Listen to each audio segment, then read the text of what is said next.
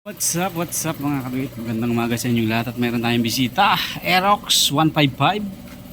Ayan, kanino kaya ito? So, ang gagawin natin ngayon dito, magpapalit muna tayo ng fuel filter. Ayan, naka-ready na oh. So, bago natin palitan, ay syempre kailangan nating i-drain muna yung kanyang gasolina. Tapos next natin gagawin, linis panggilid. So ito nga pala yung ating ipapalit na fuel filter, original ng Yamaha. Ayan, rig Yamaha filter. Yung nabibiling mga Thailand, okay din naman yun, yung Yamaha rin, naka plastic lang siya, para nakaganito lang.